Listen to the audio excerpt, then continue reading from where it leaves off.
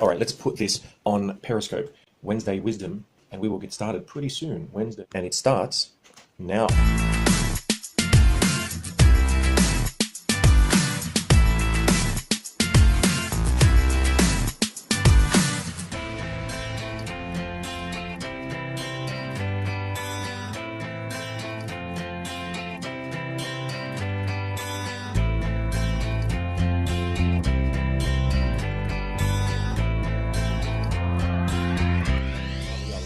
And we're recording here as well, simulcast, ladies and gentlemen.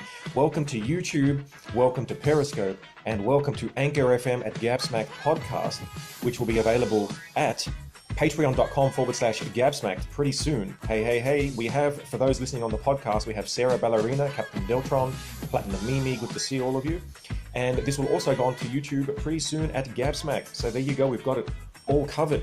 Now, Wednesday Wisdom starts with realizing, after many Wednesday Wisdoms, that we don't have much control over things on the trigger as we think we do. And in fact, what we tend to do is think we create the wave, as opposed to realizing that we ride the wave.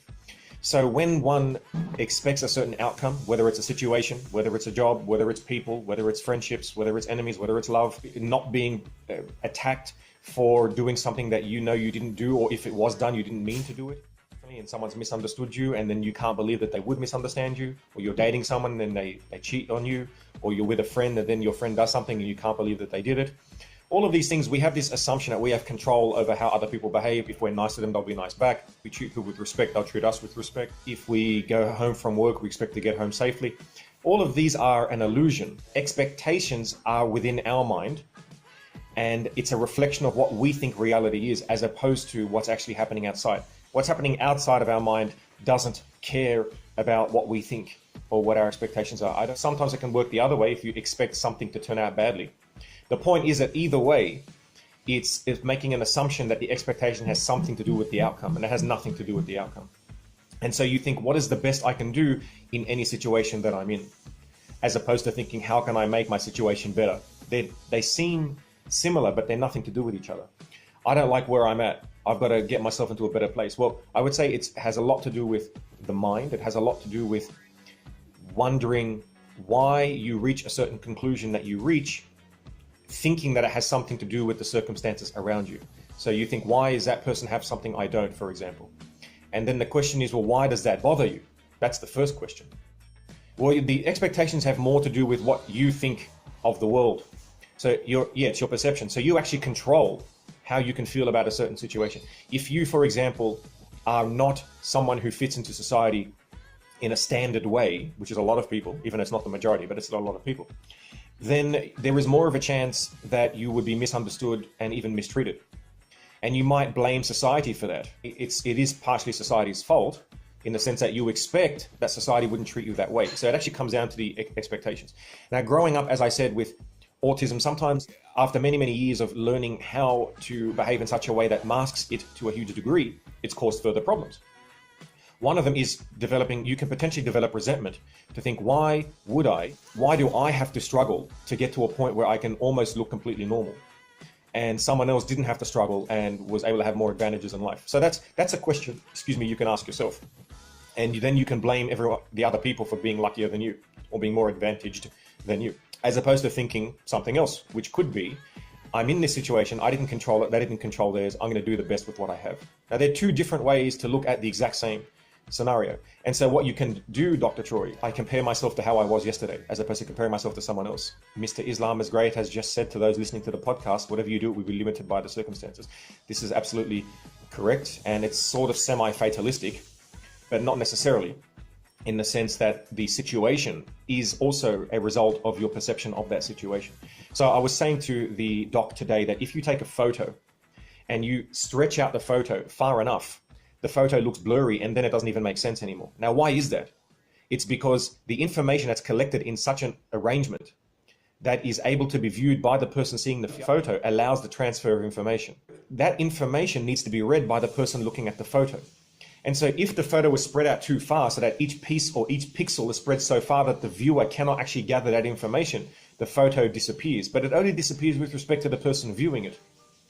And so measurement is quite important when it comes to understanding what there is around us. It's true. So for those who are new, have a very, very unusual form of autism, and it was probably exacerbated by the fact that Australian society doesn't require you to be as socially plugged in as, for example, in my parents' homeland of Lebanon or in Italy or any sort of southern Mediterranean country, where relationships are hyper important every single day, all day, hyundai. Whereas in Australia, if you want to be on your own, you can be on your own. And people in general don't expect you to have a certain level of emotional intelligence where you can negotiate societies. Some people do, some spheres do, but it's not something that's inherent or endogenous to the general Australian culture or Western culture at all. We respect each other's spaces. That doesn't happen in a lot of other countries. In other countries, the community is more important. The family is more important. People get involved in your life. The cliche Italian mother-in-law who constantly wants to talk to you how you eat and how you dress. And my cousin, for example, who's very much like myself, or like I used to be, much more introverted, was able to have that, I guess, bred out of him in a way. Even though he might have been, let's say, genetically predisposed to autism, it can be masked quite easily when you are constantly being forced to socialize. And so with respect to us in Australia, the phenotypic emergence of the autistic traits were nowhere near as exacerbated. Whereas here in Australia, because I was already isolated and I am free to isolate myself, then if you do have autism, then you will become even more isolated. So my other cousins who went to Lebanon were seemingly a bit odd to people in Lebanon because they had their own personal space and didn't comment on other people's appearances or their dress or their family, because that's sort of our individualistic culture in Western society. But when I went, it was even worse because I didn't even know that that was Australian society, or that there were societies where that people had to behave a certain way and those behaviors differed amongst different societies. This requires something called theory of mind and perspective. Autism does not allow you or does not afford you to have intuitive theory of mind. I was able to teach myself this with a lot of therapy and a lot of books, etc., to the degree that I have done so because, for those who haven't been here before, because of something called savantism. And in my case, it allows me to memorize things at a statistically unusual level, to the point where there are not many people on the planet. Now, there might be a few thousand, of course, but we have 7 billion people. But it would be almost impossible to find someone like that around your area. Now, technology will help us, of course, integrate this down the track. And it also allows me to recall things very quickly. So I've been able to use that to compensate for facial recognition, for learning how to communicate with people. I said to the professor that I love to provide people with options. I was talking to him about how good it felt that I was able to make this discovery in my recent thesis. And the reason I was able to make this discovery was because, compared to the 2-page report of the last thesis that was done by the previous person, and there's nothing absolutely wrong with that at all, that's what you would expect, I was insane and did 45. He asked me, why did it feel good? Why did it feel good that I was able to make this discovery? And basically the discovery I made was because I had made 45 pages worth of results. So I actually saw a meta pattern. I saw a pattern amongst the patterns amongst the patterns. And that hyper pattern shows that there is a huge amount of consistency with this potentially being the answer to dark matter. And the good thing about that is by presenting this, and I've been asked now to present this by my professor at the Australian National Institute of Theoretical Astrophysics, this may allow people to become so inspired by these discoveries that I've made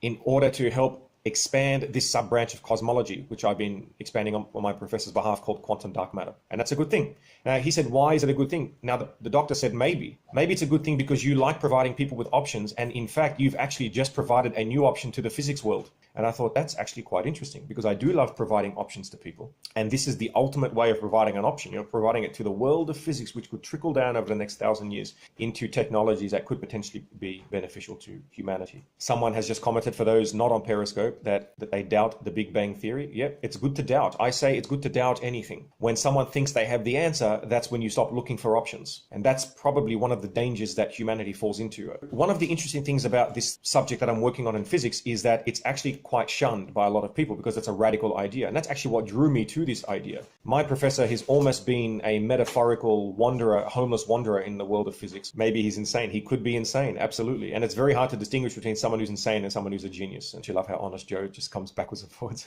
conveniently during the scope. He's such a troll. There used to be a time 500 years ago when madmen roamed the streets and would sometimes tap into Wednesday wisdoms. And now what we do is we institutionalize them, and so they disappear, and we lose a lot of that wisdom as well. To make such a discovery, a random discovery in physics that seems so radical, and to stick to it, it requires you to be highly disagreeable and very antithetical to conformity.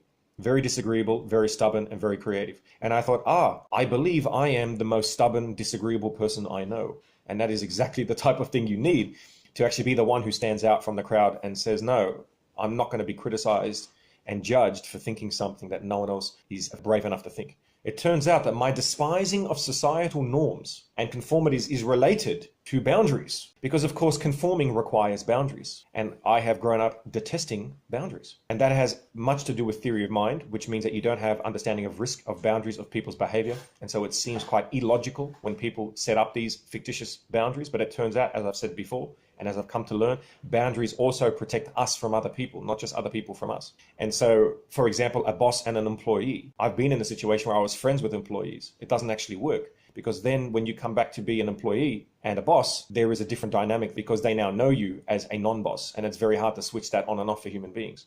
Boundaries are one of those things required to interact healthily among societies and amongst other people. This also creates hyperanxiety when around situations that are required of me to conform. And this is exactly what you expect with autistic children in schools. Schools are a place of conformity. Conformity doesn't work with people who don't understand boundaries. That's why you can have a lot of young autistic people that conforming in school is quite difficult. You don't intuitively have an understanding of boundaries. You don't understand that there's actually a difference between you and other people. You actually think that you're all extensions of the same thing. Someone with autism doesn't realize that there's a boundary between who you are and who someone else is. And I didn't realize that until today. What I've come to learn is that's why as a kid, or even up until my early 20s, I wouldn't ask, how are you? Good, thanks, because I didn't realize that there was a boundary between me and other people. So I might see someone I don't know and just say, hey, can you move out of my way? And they might think I'm being rude. And I'm like, well, why am I being rude? I'm just talking to him or talking to me. There's no difference. They physically don't understand the difference. And this happens at school. So the idea of waiting your turn, the idea of putting up your hands in class and having to wait. So I was called so many things: rude, speaking out of turn, laughing at the inappropriate times. This was in all my reports. And I never understood that there were these rules. And these are the boundaries that, of course, I did not think needed conforming to, because they seemed absolutely imaginary and arbitrary.